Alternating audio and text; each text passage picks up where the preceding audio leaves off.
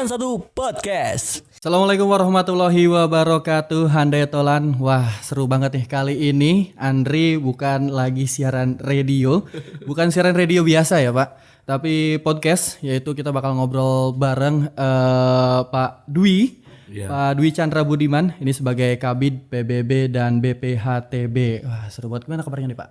Alhamdulillah baik, Kak Andri, Handai Tolan semua. Syukur alhamdulillah saya dalam keadaan baik. Salam hormat dari pimpinan saya, yang terhormat Pak Haji Somad Maja, Kepala Badan Pendapatan Daerah Kabupaten Tangerang, dan Ibu Haja Ana Ratna Memunah, beliau Sekretaris Badan Pendapatan Daerah Kabupaten Tangerang. Ini terima kasih saya udah diundang di sini nih di awal tahun Pak. 2022. Iya betul banget. Ini gimana nih tahun 2022? Tahun baruannya kemana aja nih Pak?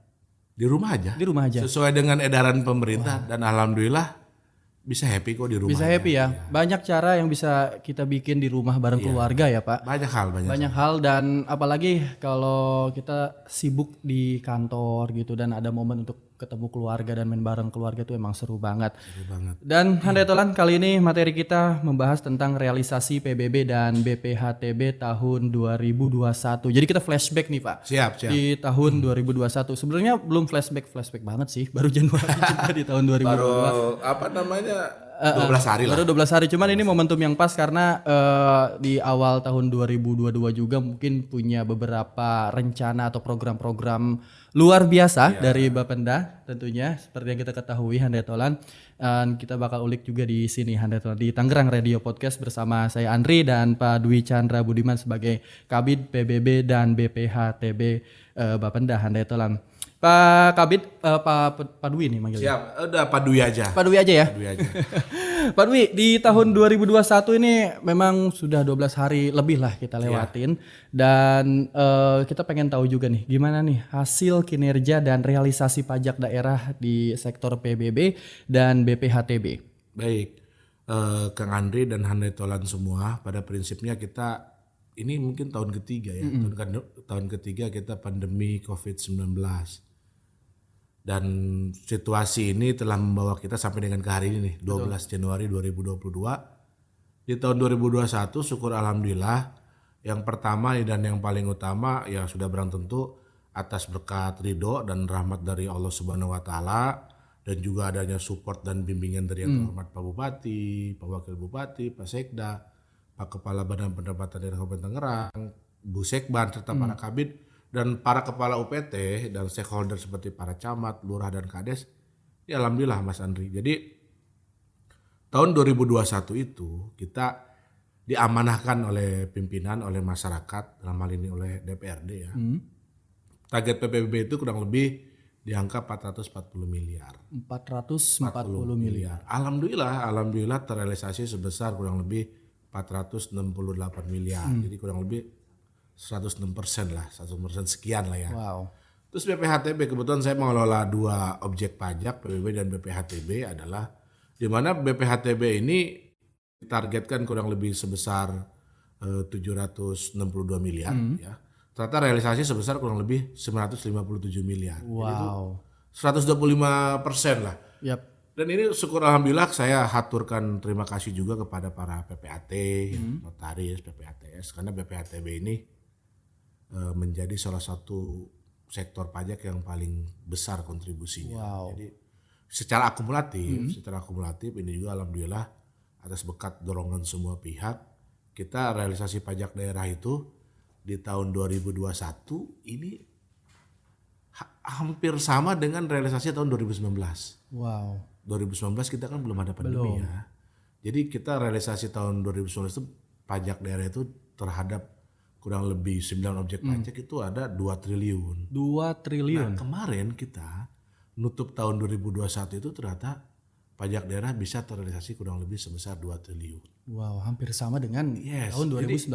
Ini semoga slogan yang dibikin oleh kita semua, oleh pemerintah, jajaran semualah elemen bangsa ini, dari pemerintah, swasta dan masyarakat, yang kita membuat tagline kesehatan pulih, ekonomi bangkit. Mudah-mudahan momentumnya ini bisa kita rasakan di Benar. awal tahun Ini sih ya 2022. Pak yang menarik menurut saya Pak. Jadi pada saat kita bukan mengalami ya, masuknya Iya. masa pandemi, Betul. bukan hanya sektor kesehatan yang terkena imbasnya, tapi sektor ekonomi juga dong Pak ya. Pasti. Banyak perusahaan-perusahaan yang ya katakanlah memecat beberapa pekerjanya karena memang sulitnya untuk mendapatkan keuntungan lebih di tahun-tahun sebelum pandemi, itu otomatis pendapatan pun berkurang dan tentu ini berdampak juga dong untuk sektor dari perpajakan ya Pak ya. Tapi ini Bapenda luar biasanya bisa selalu melewati target realisasi yang ditetapkan. Iya. Itu Alhamdulillah. luar biasa Pak. Yang pertama pertanyaannya, apa program-program yang telah dibuat agar bisa tetap masyarakat berpikir, oh gue harus bayar pajak nih, kayak gitu.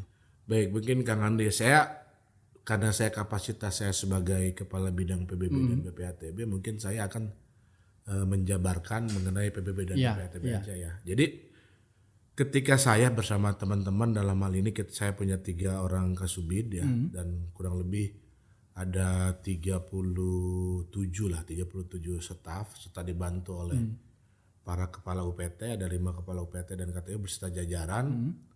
Kita di tahun 2021 itu awal tahun kita berangkat dengan kondisi optimisme. Kita bilang vaksin udah 2020 itu kita udah masif banget deh. Terus juga vaksin 2021 semakin masif. Singkat cerita, awal tahun muncul Delta kan. Betul. Wow, kata kita. Gelombang kedua. Iya kan. Kita ini kan Kabupaten Tangerang PSBB sejak tahun 2020. Saya ingat banget. PSBB pertama kali itu 18 April 2020. Yap. Ingat banget saya itu. Itu kan sampai sekarang dari PSBB terus Bisa ke notice gitu tanggalnya Pak. jadi PSBB terus PPKM darurat, PPKM mikro, terus lagi level-levelan sampai sekarang kan masih level-level gitu kan. Ini ternyata waduh kata kita harus gimana caranya ketika awal tahun 2021 itu isu Delta itu bergejolak kembali.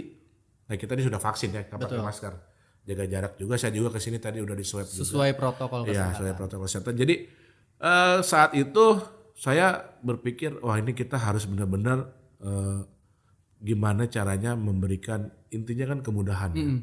Kemudahan dari sisi pembayaran, Betul. dan kemudahan dari sisi servis atau pelayanan. Nah kami dari PBB kemudahan dari sisi pembayaran, kita WP PBB itu berjumlah ratusan ribu orang, di atas 500 ribu orang. Kita tahu lah berbagai segmen itu di PBB ada semua, baik kalangan bawah, menengah, atas juga ada. Dan banyak sekali WP-nya juga yang berdomisili di luar Kabupaten Tangerang. Ada kita membuat penawaran-penawaran alternatif pembayaran. Jadi kita istiqomah didukung oleh mitra strategis kita yaitu Bank Jabar Banten. Jadi pembayaran PBB tidak hanya harus datang ke loket. Jemput bola. Kita bisa jemput bola juga melalui PBB keliling. Terus juga kita memberikan alternatif kan, seperti mereka bisa bayar melalui e-commerce. Betul. Mempermudah ya Pak. Seperti Tokopedia, Bukalapak. Terus juga kita alhamdulillah sekarang Bisa lewat retail juga Pak. iya, kantor pos juga, Alfamart, Indomart, dan saat ini kita alhamdulillah di tahun 2021 ini kita juga udah bisa menyentuh yang namanya dompet digital atau e-wallet lah, seperti Link Aja, GoPay dan OVO itu udah bisa kita Itu udah bisa melakukan pembayaran bisa bayar PBB dan ketika itu di bulan Juli kita gimana caranya nih habis waktu itu kita habis lebaran segala macam, bulan Juli kita bikin program yang namanya Juli Peduli, kita ada insentif, terus juga Agustus ada Gebiar Agustus, terus di bulan September ada September Bangkit, di bulan Oktober ada Oktober Gemilang, hingga terakhir di bulan November atau kita sebut program November Aksi.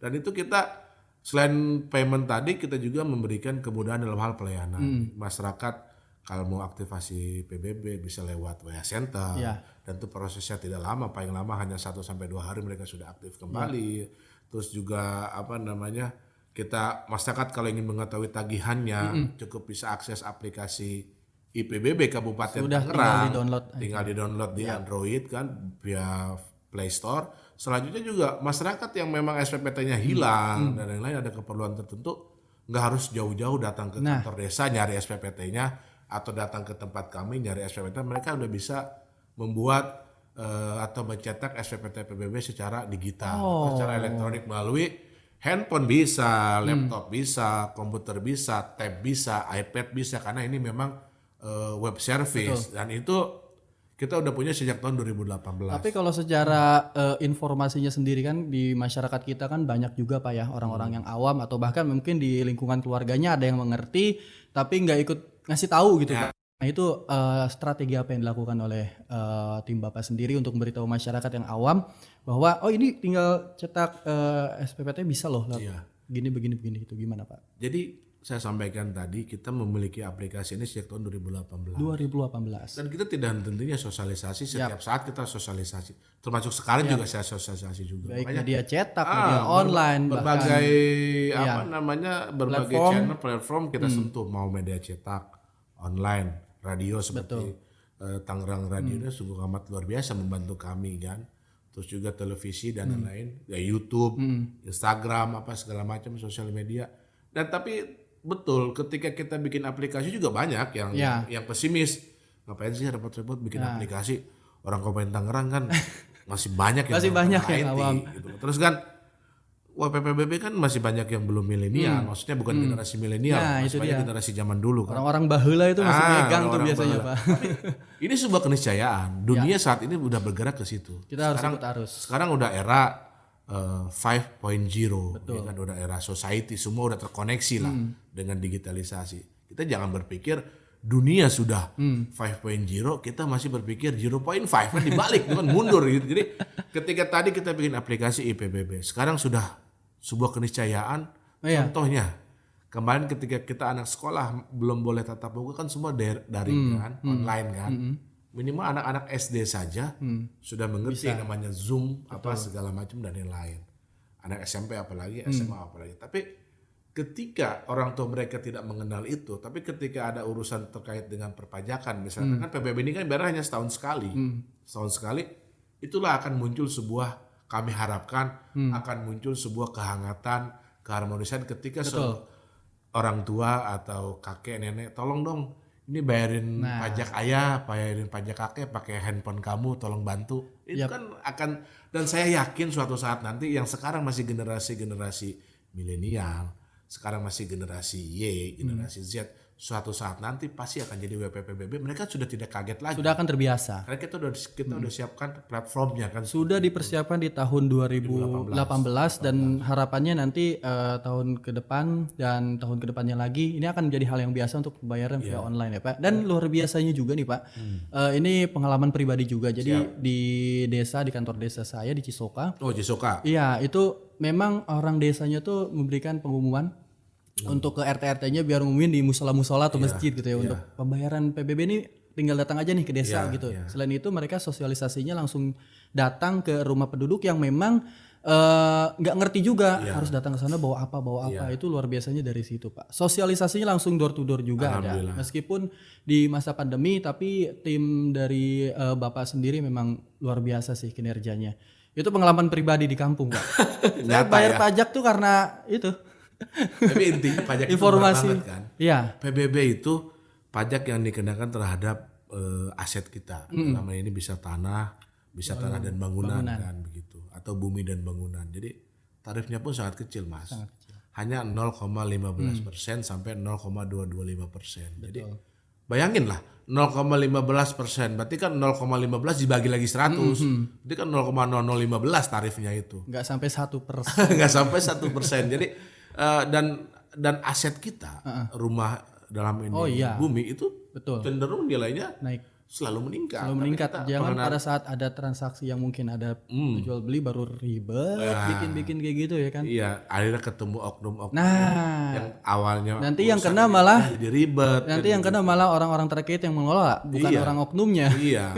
Jadi memang inilah kita tidak henti-hentinya menyampaikan bahwa membayar pajak itu atau PBB ya dalam hal ini selain memang sebuah kewajiban, ini juga dari sisi pribadi kita ya ini kan sebagai menjaga nilai aset kita. Coba Mas Andri bayangkan, Mas Andri punya aset rumah, suatu saat ada keperluan yang harus terpaksa kita harus menjual aset itu tidak akan bisa terjadi transaksinya secara negara apabila PBB-nya tidak ada atau PBB-nya nunggak. Karena sekarang sistem peralihan jual beli dan lain-lain itu sudah terintegrasi antara PBB, BPHTB dan BPN. Jadi jangan menunggu sampai ingat gitu ya Pak ya. Karena sosialisasi sendiri memang sudah gencar dilakukan baik media massa, media cetak, media online, bahkan lewat radio ini ya Andre Tolan.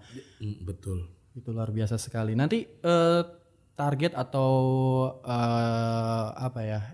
inovasi-inovasi yang bakal dilakukan nih Pak di tahun 2022. Masih di bulan Januari nih, biasanya sudah ada inovasi-inovasi baru nih yang bakal direalisasikan. Jadi yang pasti kita ikhtiar ya, yang pasti kita sudah diamanahkan target baru lagi ya. Tahun lalu kita target 440, realisasi 468 miliar dan itu juga ada rekor di situ. Kita melebihi realisasi tertinggi tahun 2019. 2019 itu PBB realisasinya kurang lebih 461 miliar.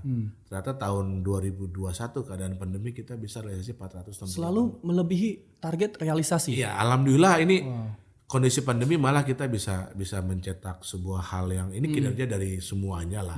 Saya bukan siapa-siapa tapi memang ini akan ada dorongan dari yang terhormat Pak Bupati, Pak Wakil, Pak Sekda mendukung kita terus, juga jajaran dari DPRD yang selalu memberikan bimbingan dan arahannya. Ya alhamdulillah kita ketemulah di titik kemarin ya realisasi PBB itu mencapai rekor seperti itu. Nah terkait dengan tahun 2022, sekarang tanggal 12 nih. Kami nggak ada istilah kosong waktu gitu kan. Tanggal 3 Januari yang lalu kita sudah penetapan massal. Jadi masyarakat itu sekarang udah bisa bayar masa pajak tahun 2022. Wow. Nah ini hari ini kita ngobrol nih Mas Andri. Kita alhamdulillah kurang lebih udah dapat 1,5 miliar nih. 12 hari nih lumayan lah. lumayan lah buat menggerakkan. Untuk awal tahun ya. Pemerintahan gitu kan 12 hari ini dari sektor PBB. Tanggal 10 yang lalu hari Senin kita sedang cetak massal sampai dengan hari ini. Kita sedang cetak massal SPPT PBB itu kurang lebih ada 672.000 SPPT yang sedang kita cetak massal. Kita sedang lembur ya.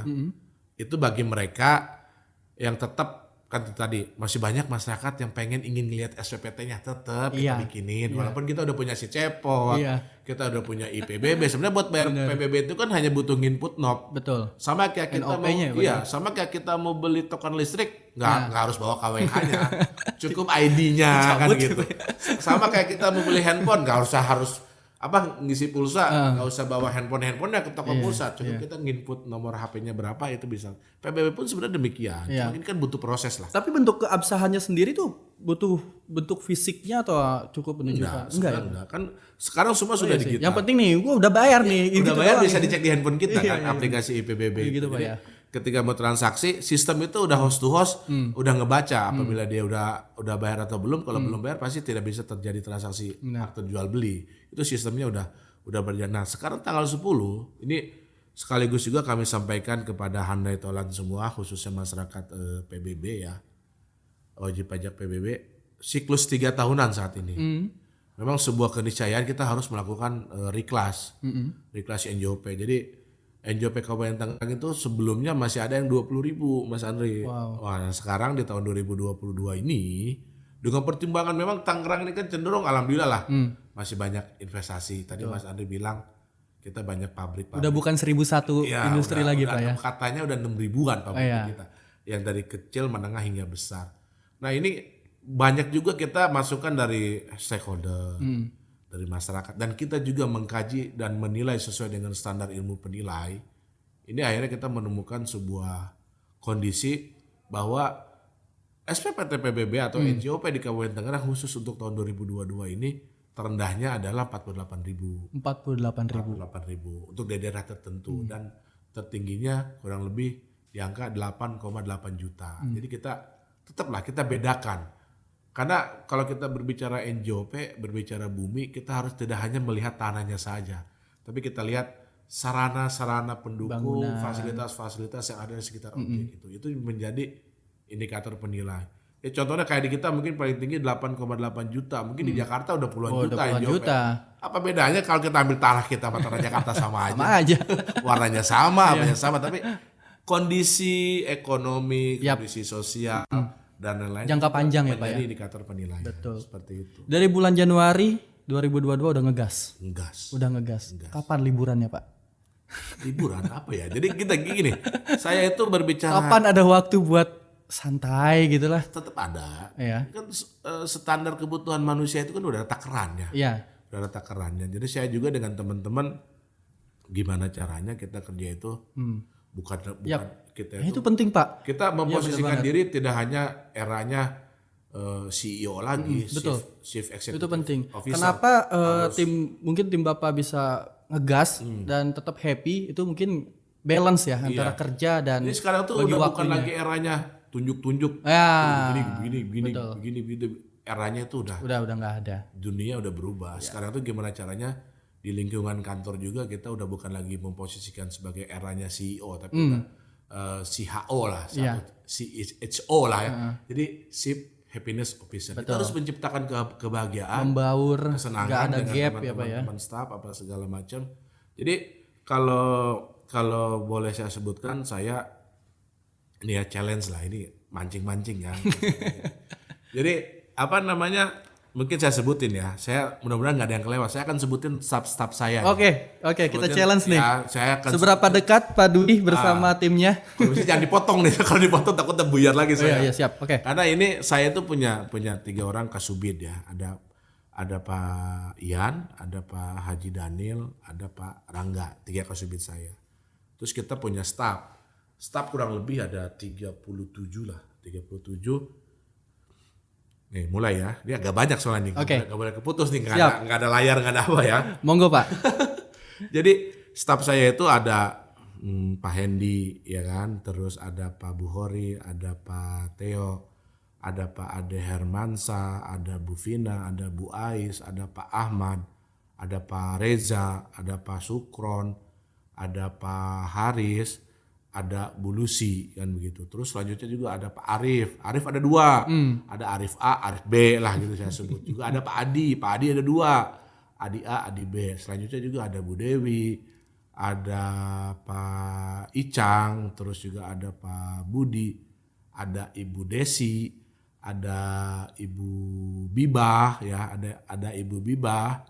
Terus selanjutnya juga ada ada Pak Farid, terus ada Bu Hani, ada Bu Endang, ada Bu Eneng, ada Ibu Meta ya kan, terus ada Pak Diki Munajat, ada Pak Yoga, terus juga ada Mbak Ola, ada Pak Arbi, ada Pak Kiki, selanjutnya ada Pak Tommy, ada Bu Alin, ada Bu Arni. Selanjutnya juga ada tadi Pak Adi udah saya sebut ada 2 orang, terus juga ada Pak Idrus, ada Pak Imai, ada Ibu Mira, seperti itu. Jadi mudah-mudahan nggak ada yang kelewat tuh. Kalau ada yang kelewat minta traktirannya nanti ya.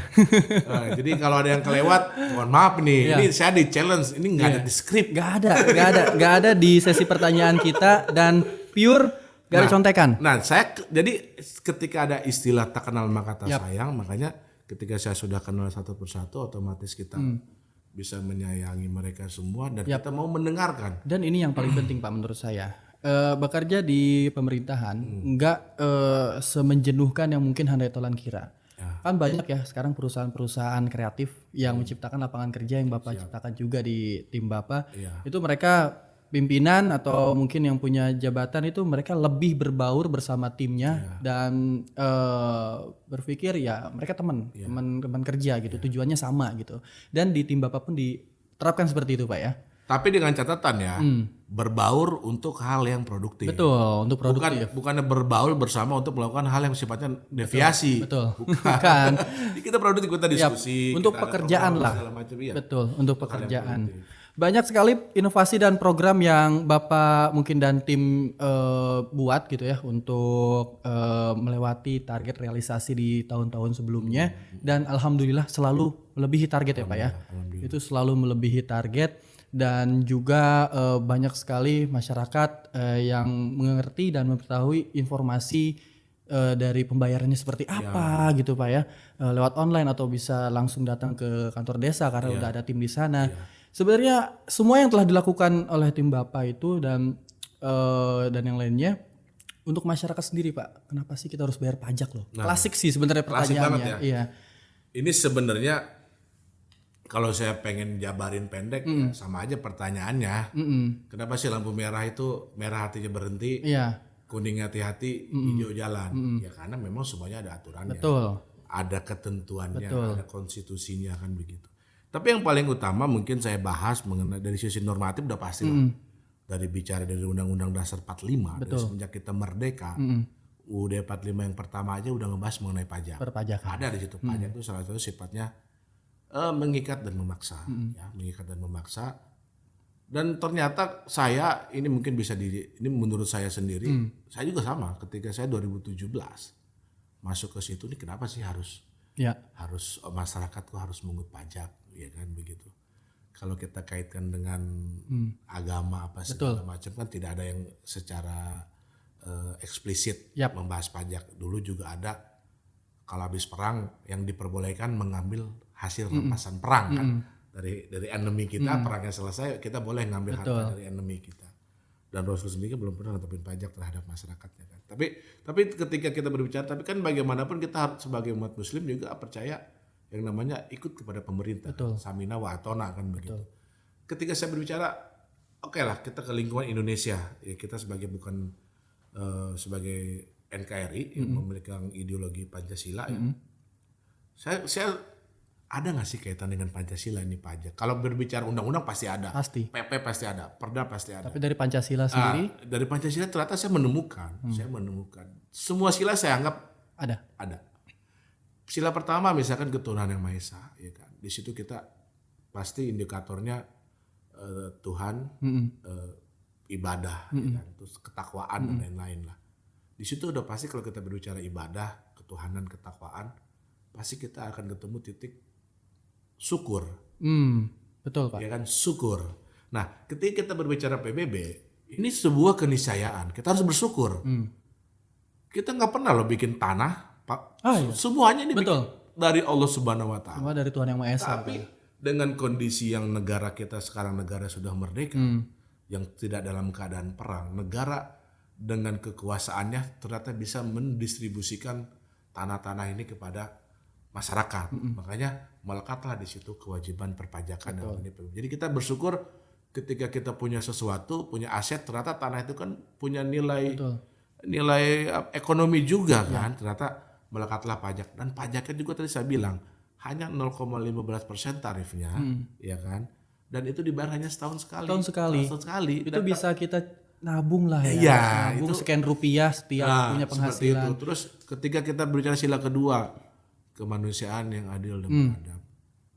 Saya berbicara ketika kita berbicara beradab, peradaban, keadilan, berarti kan kita berbicara ya kita tunduklah terhadap konstitusi kan. Ketika pajak ini memang diatur oleh konstitusi, ya kenapa tidak, kenapa harus kita hindari, ini kewajiban kita sebagai warga negara. Terus kita berbicara persatuan Indonesia, berarti itu semangat nasionalisme. Nasionalisme kita, ya ketika kita berbicara nasionalisme, berarti kan salah satu kontribusi kita cinta kepada bangsa ini ya dengan membayar pajak, karena negara ini tidak akan bisa bertahan lama tanpa ada pemasukan. Negara ini menggerakkan roda fasilitasi yang biaya. kita dapatkan dari negara itu kontribusi dari masyarakat juga yang membayar pajak ya Pak ya? Betul, kan membutuhkan biaya. Sekarang Mas Andi bisa jamin nggak kalau di negara ini tidak diatur segala sesuatu? Mas Andi lagi kesini naik motor, motor disimpan di parkiran. Kalau kita tidak ada aturan, berarti siapapun boleh ngambil motor itu. Betul. Ya, ini juga pajak juga sama, Mas Andi. Selain kita memiliki terhadap aset bumi dan bangunan, kita membayar pajak, itulah wujud bahwa kita sebagai warga negara dan kita berhak terhadap bumi itu. Dan menghindari konflik antar sesama ya Pak ya. Dan agar aset kita tuh lebih jelas dan nilainya ada dengan bayar pajak. Tuh lebih absah lah gitu kan. Nah terus yang berbicara selanjutnya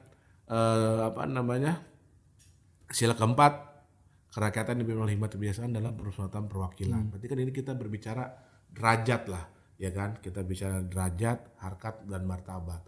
Nah di PBB itu ketika berbicara klasifikasi, ternyata di PBB itu kan tadi saya bilang ada NJP terendahnya 48.000, tertingginya 8,8. Dan di situ ada kelompok-kelompok lagi. Jadi tidak semua orang itu kita samakan rata. Kita lihat benar-benar derajat dari setiap orang itu, Menyesuaikan. martabatnya seperti apa, kita sesuaikan tarifnya, kita sesuaikan kewajibannya seperti itu. Dan yang kelima, keadilan sosial bagi seluruh rakyat Indonesia. Nah, inilah adilnya itu adalah ketika si A membayar pajak, si B juga ayo dong bayar pajak, si C juga membayar pajak. Seharusnya tidak ada ruang kita untuk tidak patuh membayar pajak. Karena ini memang sebuah hal yang memang menyatakan bahwa salah satu indikator negara kita negara berdaulat, salah satunya kita memiliki kewajiban perpajakan. Itu beberapa keuntungan-keuntungan yang bisa didapatkan ya Pak ya, Iya. dengan membayarkan pajak dan juga banyak fasilitas-fasilitas yang bisa kita nikmatin gitu sampai saat ini karena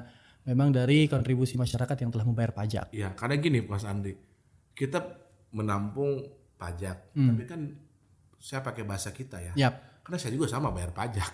Sama. Berarti saya mengutip pajak, Iya. saya bayar pajak. Jadi sama juga gitu semuanya. Sama. Kita, jadi kan uang yang dari kita, oleh kita, untuk kita. Kan nanti itu digunakan sebesar-besarnya untuk kebutuhan pembangunan, pelayanan, dan pemberdayaan masyarakat. Balik lagi, Mas Andri mungkin Mas Andri tinggal di sebuah komplek atau di kampung atau di gang. Anggaplah gang itu sepanjang kasarnya 300 meter. Tapi ada kurang lebih 50 meter rusak. Padahal yang rusaknya itu di depan rumah orang yang mampu atau orang kaya. Belum tentu mau orang itu ngebenerin. Tetap harus pemerintah. Realitanya Begitu kan. Walaupun ada orang kaya, orang mampu. Realitanya seperti di itu. depan rumah dia ada jalanan rusak. Belum tentu mau. Itu walaupun ada mungkin ada. Tapi tidak pada umumnya. Tidak pada umumnya. Tetap harus pemerintah yang ngebangun di situ karena memang Sekarang tuh di foto.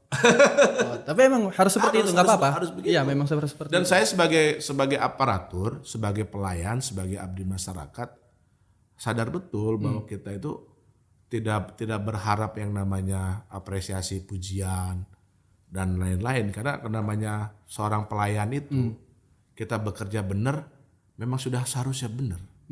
Kalau kita bekerja kurang benar, kurang baik, ya siap-siap kita menerima koreksi, mungkin cacian, makian, dan itu resiko pekerjaan saya. Dan itu saya tidak terlalu khawatir dengan orang mengkritik, memberikan masukan. Selama kita betul, itu pasti impact-nya juga pasti akan baik. Betul. Makanya mungkin kalau Mas Andi mengikutin tuh ketika kita bikin materi sosialisasi program-program kita tahun lalu, misalkan ada September Bangkit, Oktober Gemilang, terus November Aksi, kan di situ di bawahnya itu untuk konsultasi hubungi nomor WA nomor sekian.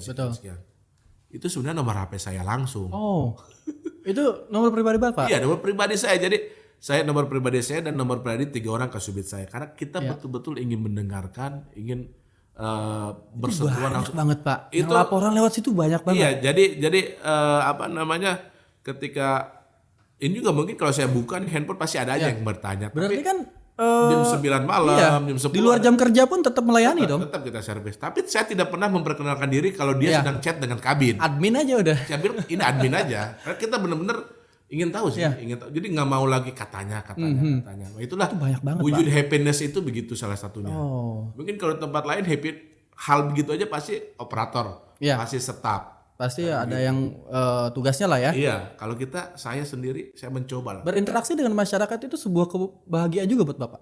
Sebuah kebahagiaan. Enggak semua orang bisa interaksi dengan masyarakat. Iya. Betul. Ini bukan admin loh Handai Tolan. Ini tetangga saya baru kemarin. Jadi semua terus. Gue ngecek denda gue nih lewat WA gampang banget ya sekarang. Iyalah lewat WA aplikasi udah banyak banget. Iya, jadi semua bisa kita lakukan asal ada kemauan. Ini kan eranya udah era digital. Sayang sekali kalau kita menjauhi era digital. Kan ini kemudahan yang banyak sekali manfaat yang bisa didapatkan ya Pak ya. Karena ini kan semua, tapi bagaimanapun ini semua kan tools ya, sebuah alat. Tergantung kita menggunakan. Nah itu dia. Sama halnya saya pakai pulpen nih. Bagi orang lain ini mungkin tidak berbahaya. Buat menulis. Tapi kalau saya pakai buat nyolok mata Mas Andi jadi bahaya sangat juga. bisa. Apa yang tergantung. kita Sosmed pun begitu. Apakah kita mau gunakan untuk hal yang positif atau hal yang negatif? Bisa. Atau mau jadi haters. Bisa juga ya. Kita tinggal bagaimana membawanya kan begitu. Pasti akan berdampak baik jika kita mempergunakannya dengan baik pula. Ya. Begitu juga media sosial Handai Tolan. Itu di luar dari kantor. Siap. Kalau di dalam kantor sendiri ini sedang mengerjakan apa nih Pak? Ya kalau berbicara di kantor ya otomatis kita itu rutinitas pelayanan PBB, saya setiap tahun itu kurang lebih tahun lalu aja kita ada 24.000 berkas. Terus untuk BPHTB itu kurang lebih ada 30.000 berkas. Wow.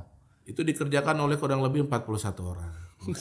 Yang penting kita, tapi itu tadi, saya itu ketika pelayanan kita coba, walaupun mungkin orang banyak masyarakat yang berpikir, oh pelayanannya lama, segala macam.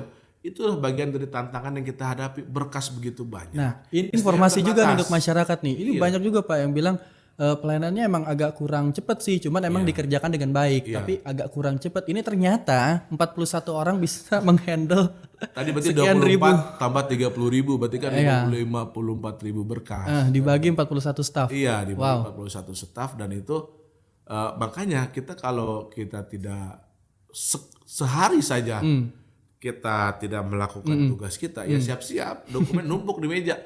Ruang kerja saya tidak mungkin lebih besar ruangan ini. Ruang kerja saya itu hanya 3x3 meter. Kayak ukuran kamar, Pak. Nah, keren gila. Itu maksudnya kebayang lah satu meja. Kalau kita satu hari saja tidak mengerjakan tugas kita, itu udah pasti numpuk. Betul. Jadi, tapi kan Pak Dwi kan nggak selamanya ada di tempat. Kadang-kadang ada tugas ke sini, ke sana. Ya tetap berkas bisa kita kerjakan dimanapun. Ada teamwork dengan teman-teman staff dan kita juga ada beberapa sistem kerja kita itu kan fleksibel berbasis ya Pak IT. ya? Iya. Sangat fleksibel Saya sekali. misalkan sekarang lagi ada di sini, ternyata ada berkas. Ya staf tinggal ngabarin, Pak ini ada berkas yang harus tanda-tangani. Biasanya staf yang mendatangi kita. Jadi saya tidak menutup diri karena saya tidak pernah berada pada tempat yang rahasia gitu. Iya. Staf pasti tahu saya di mana. Gua lagi makan nih, nggak gitu ya? Jalanin aja. Karena saya berpikir begini, ketika orang datang ke tempat kita, mungkin seorang yang bekerja saja, mungkin saat itu mereka mengorbankan waktu untuk ngambil cuti. Hanya buat ngurus pelayanan pajak misalkan, mau PBB ataupun BPHTB. Seorang ibu rumah tangga misalkan yang tidak bekerja, Meninggalkan mungkin anak saat di itu rumah. mereka mengorbankan rumahnya. Anak, yang harusnya rumah itu kinclong, udah dipel, disapu, Anak udah rapi. semua gara-gara berurusan sama kita. Iya. Urusannya tidak selesai. Itu kan pasti gampang emosi. Betul. Apalagi Gampang mereka kesel. datang untuk memenuhi kewajiban Nah. bayar pajak ya Pak ya. Gampang kesemai kita gimana caranya membuat pola yang betul-betul transparan. Ketika contoh BPHTB, itu kan BPHTB validasi nggak pernah lebih dari 2 hari dan ketika ditanda terima berkas juga si pemohon itu sudah tahu siapa staf yang menjadi verifikatornya. Udah kita cantumkan, misalkan Faisal nomor HP sekian. Jadi kalau dia lama apa segala macam bisa komplain langsung. Dan ketika ada pengaduan kepada saya udah tahu si Anu yang verifikator. Kenapa nih berkas belum selesai? Jadi ketika ada masalah, ketika ada pengaduan tidak ada terjadi kondisi seperti mencari jarum dalam jerami. Betul. Karena ini berkasnya ini berarti si Anu yang punya urusan. Berkas ini berarti si Anu. Itu akhirnya dengan pola-pola begitu kan otomatis teman-teman staf juga terbangun integritas secara perlahan dan komitmennya kan tetap terjaga. Ketika dia dapat teguran dari WP, dari masyarakat itu men-trigger kita semua agar menjadi lebih baik. Kerja sama tim terbentuk secara baik ya Pak ya. Iya. Itu juga bisa membentuk kinerja yang baik dan cepat pula. Mungkin saya juga di mata teman-teman staf belum tentu sempurna. Iya. Tapi saya berupaya melakukan yang terbaik. Itu aja. Belum tentu sempurna, saya juga pasti banyak kekurangan. Manusia Pak ya. Iya. Pasti ada kekurangannya tapi secara garis besar luar biasa sih menurut saya Pak. Banyaknya realisasi yang tercapai. Tim kerja yang solid gitu Pak. Pasti ada tantangannya. Nah, untuk tantangan-tantangan biasanya tuh apa sih Pak? Yang hinggap gitu Pak di tim Bapak gitu. Wah, ini lagi gitu kan. Jadi saya setiap ada hal yang menganggap itu sebuah resisten, hambatan, saya tidak pernah menganggap itu sebuah masalah. Karena kecenderungan manusia, kalau kita berbicara masalah pasti down, pasti menghindar. Begitu. Tapi kalau kita menganggap itu sebuah challenge atau sebuah tantangan, pasti kita termotivasi nih gimana makin caranya ngegas pecahin masalah ini kan begitu. Jadi kayak kemarin kan ketika Delta itu ramai lagi, itu kita anggap bukan sebuah masalah, ini sebuah challenge, sebuah tantangan yang karena pasti akan datang gitu. ya kita berikan ide, kita berikan gagasan yang kita rumuskan bersama teman-teman dan kita minta arahan pimpinan. Karena bagaimanapun segala sesuatu tergantung arahan dari pimpinan. Kita hanya bisa menyajikan. Mohon izin ya terhormat Pak Kabah nih Pak Sekwan, ini ada tantangan ini, kita punya solusinya begini, apakah bisa diterima? Kalau kata beliau jalan ya kita jalan. Jangan begitu, rubah ya kita sesuaikan seperti itu. Jadi pada prinsipnya kita tidak menutup ruang komunikasi dan koordinasi. Jadi ketika ada masalah kita anggap itu semua tantangan. Jangan pernah menganggap masalah prinsip saya. Karena cenderung kalau terhadap masalah kita kalau nggak down kita menghindar. Tapi kalau kita tantangan, challenge, gimana caranya? Harus kita selesaikan. Tembusin itu. Betul. Pasti ada cara ya Pak ya? Dan kadang solusi juga datang dari teman-teman staff, kita ngobrol, kita apa. Dan ngobrol nggak harus selalu dalam satu ruangan. Saya kadang-kadang cukup dengan WA group, saya kadang-kadang japri, terkadang saya juga kalau kondisinya pelik saya Zoom meeting juga. Intinya komunikasi itu harus benar-benar terkoneksi ya. harus itu harus. Baik dari tim Bapak ataupun dari teman-teman yang lainnya. Itu keren banget sih Handai Tolan. Dan di sela-sela kesibukan Bapak, ini yang luar biasanya, me time Bapak sih apa sih? Me time-nya Bapak nih, versi Bapak. Jadi kalau buat santai gitu, buat itu lagi pengen menyegarkan otak dulu nih. Saya itu kebetulan punya istri punya istri hobi masak. Pokoknya badan saya ini cenderung melebihi batas normal. Jadi me time-nya itu saya biasanya ketika di weekend itu istri itu biasanya masak. Oh, ikut masak Pak? Enggak, saya jadi yang makannya kan. Ketika dapat menu baru. Menu baru dari majalah lah. Dari YouTube, dari mana. Eksekusi Bapak sebagai tester. Dan itu alhamdulillah selalu enak. Selalu enak, kalau nggak enak risikonya di situ aja saya. Dan istri saya alhamdulillah nggak terlalu hobi jalan. Ke mall apa segala macam nggak hobi. Akhirnya gimana caranya kita selalu betah di rumah. Jadi me time-nya Bapak main game, nyicipin menu baru dari istri, mabar bareng anak gitu Pak ya. Itu aja. Riding? Kadang-kadang. Karena sekarang udah kondisi pandemi ini kan pergerakan rada terbatas. Saya biasanya off-road juga. Ini nih. Udah 2 tahun gak off-road nih. Mau saya ajakin nantinya. Kita trail bareng nih Pak. Terabasan bareng nih Pak. Trail saya udah nyerah. Dulu saya main trail. Ini kaki saya ini kebetulan ukuran 45. Agak susah nyari ukuran 145 tuh. Ditambah betis saya ini besar. Kalau main trail itu kan kudu tutup sampai ke betis. Bener. Saya udah gak main trail lagi, saya pindah ke... Tapi sempat Pak, terabasan gitu? Sempat. Wah, emang butuh yang challenge ya Pak ya? Olahraga ekstrim kayak gitu. Kita hanya ingin mencoba, cuman ketika menjalani, waduh ini kayaknya risikonya tinggi ya. Benar. Risiko usia makin bertambah kan ya pasti cari yang aman aja. Saya juga dulu main bola juga, olahraga. Banyak olahraga yang digeluti? Enggak, bola aja. Bola aja. Striker? Dulu pas kurus SMA striker. Ketika udah kerja kiper. Back. Back. Nanti kiper. Kan di Indonesia gitu udah ya. bisa loncat udah kan? Kan di Indonesia gitu kalau waktu kecil, lu agak gemukan nih. Jadi gawang dong. Yang gak bisa main jadi anak gawang ngambilin bola. Jadi kita juga itu tadi salah satu mencairkan suasana dengan teman-teman karena saya main bola. Main bola dengan teman-teman di Bapenda. Jadi kalau bener Pak. Kalau tadi kan di dunia kerja saya mungkin skupnya hanya di bidang PBB dan BPATB. Tapi ketika kita bermain bola atas nama Bapenda Soccer, itu kan ada lintas bidang di situ. Ada teman-teman UPT di situ. Kita mencairkan suasana dalam keadaan non formal, tapi itu sangat hangat suasananya. Salah satu cara untuk menjernihkan pikiran di sela-sela pekerjaan. Dan terkadang kita juga membahas hal-hal yang sifatnya formal. Tapi dengan cara informal. Itu keren sih Pak. Kita silaturahmi ke kecamatan A, kecamatan B main bola. Kadang-kadang ketika ketemu teman-teman di wilayah, mereka memberikan juga kritikan, masukan, saran terkait pelayanan kita. Betul. Menjadi seorang kabid, Pak, mengelola pajak daerah PBB pasti punya banyak tanggung jawab dan peranan yang sangat besar ya Pak. Siap.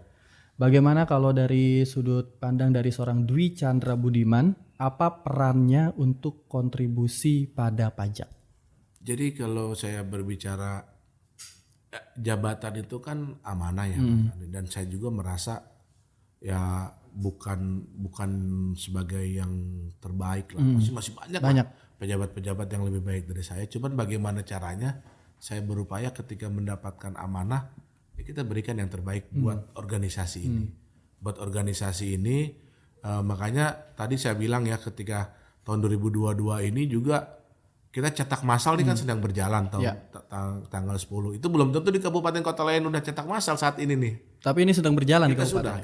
Alhamdulillah kemarin kita udah 2 hari Senin Selasa kita udah menyelesaikan kurang lebih 4 kecamatan. Dari 29 kecamatan kita terus, biasanya sebulan Mas Andri. Sebulan. Baik. Jadi kita berupaya melakukan yang terbaik, tapi tetap sesuai dengan arahan dan petunjuk daripada pimpinan. Oke. Gitu aja. Banyak peranan yang ikut membantu juga ya Pak Iya. ya. Baik dari teman-teman OPD lain, Iya. dari Dewan yang terhormat dan juga dari teman-teman media, terutama di pers ya Pak ya. Pers. Untuk menurut Bapak sendiri seberapa besar sih Pak peranan pers bagi pemerintah? Boleh ditanggapi dari sisi seorang kabid dan juga sebagai personality, sebagai Pak Dwi sendiri gimana tuh? Kalau saya mohon izin mungkin sebagai kabid dan personality juga ya tidak bisa kita pisahkan. Pers itu penting Mas. Pers itu penting. Jadi kita tidak boleh parno lah terhadap teman-teman pers itu mereka itu bagaimanapun memiliki tugas dan fungsi yang amat sangat mulia. Menyebarkan informasi yang memiliki nilai edukasi, nilai positif dan menginspirasi banyak orang. Makanya saya sangat berpikir, saya sangat memahami sebagai pamong, saya sebagai pelayan masyarakat. Kan masyarakat itu ingin tahu kita tuh ngapain aja sih ini para pejabat Pemda punya program apa aja sih ini Pemda yang selama ini masyarakat membayar pajak, membayar retribusi, melakukan kewajibannya dan lain-lain. Kalau tanpa peran pers hal itu tidak akan sampai kepada masyarakat. Kita punya masyarakat kurang lebih 3 juta lebih ya. Kalau dikumpulin di stadion juga nggak akan cukup. Makanya kalau kita berbicara peran pers, saya sangat penting peran pers itu. Makanya saya selalu membuka diri terhadap teman-teman pers. Malah banyak sekali pers terkadang bisa interview dengan saya itu tanpa janji, cukup via WA aja. Yang penting saya berpikir prinsipnya tanpa hoax. Apalagi radio nih. Betul. Salah satu favorit saya kenapa? Karena radio ini udah pasti tanpa hoax. Betul. Kalau radio. Langsung dari sumber. Iya, dari sumbernya. Contohnya saat ini. Ya. Dulu kan kemerdekaan kita juga pertama kali tersebar karena peran siapa? Radio. Bukan peran Presiden Soekarno atau Hatta saat itu, tapi kan ada yang menyebarkan. Betul. Adalah radio saat itu. Radio untuk awal-awalnya Handetolan ya. Ini luar biasa sekali, makanya dengan segala hormatnya dari Andri pribadi, Pak Kabid udah mau hadir di studio Tangerang Podcast. Ya, kita Tangerang Podcast nih Pak. Wah, keren. Tapi ini kita langsung streaming via online dan juga lewat. Jadi ini yang perdana nih. Ini perdana. Oh, mudah-mudahan nih Pak Kabid. para kabid yang lain atau para kepala. Ditunggu. Ya, keren ini. Keren. Enggak kayak di podcastnya yang di YouTube, kok tenang aja, santai. Pak Kabid, terakhir pesan untuk Handetolan supaya untuk taat membayar pajak nih Pak. Mungkin pesan ya para Handetolan semua khususnya wajib pajak PBB dan BPATB. Itu tadi manfaat kita membayar pajak selain ada fungsinya sebagai kewajiban kita sebagai warga negara, karena bagaimanapun itu sebuah kewajiban, berarti kita kurang rumrah menuntut hak kalau kewajiban belum terpenuhi, kan begitu ya. Terus bagi kita pribadi, taat membayar PBB itu adalah untuk menjaga nilai aset kita dan mengamankan aset kita. Karena kalau kita tiap tahun bayar PBB, tiap tahun terima SPPT-nya tidak berubah datanya, dan berarti tanah kita dalam kondisi aman dan nilainya terjaga. Nilainya akan semakin meningkat malah Semakin meningkat. Itu luar biasa banget. Dan selain dari itu sih, kalau menurut Andri, dari hasil pembayaran pajak tersebut kita ikut membantu masyarakat yang memang kurang mampu untuk mendapatkan haknya. Betul. Ya, Pak ya. Itu ada subsidi silang lah. betul. Itu adalah sistem gotong royong yang luar biasa, dan juga value tanah atau bangunan yang kita dapat itu akan semakin meningkat dan terjaga. Karena kita tahu ya Pak ya, di luar sana banyak oknum-oknum dan isu-isu kayak gitu. Dan semoga nanti tim Bapak bisa bekerja dengan lebih baik lagi di tahun 2022 ini. Luar biasa sekali. Setiap realisasi yang ditetapkan selalu melebihi angka target. Dan itu bukan stabil tapi meningkat. Alhamdulillah. Ini keren banget. Semoga di inovasi di tahun ini pun bisa lebih meningkat lagi Pak. Alhamdulillah. Jaga kesehatan. Amin. Semoga sehat selalu karena emang kesehatan lagi penting-pentingnya nih Pak. Amin. Kalau gitu Handetolan, demikian podcast kita hari ini bersama Pak Kabid, Pak Dwi Chandra Budiman sebagai Kabid PBB dan BPHTB Bapeda Kabupaten Tangerang. Terima kasih untuk rekan-rekan yang udah ikut membantu lancarnya podcast ini. Perdana nih ya. Ini sponsor. Terima kasih. Sehat banget nih. Terima kasih banyak. Tanamannya juga. Pak Kabid, terima kasih sekali lagi. Sama-sama. Wassalamualaikum warahmatullahi wabarakatuh.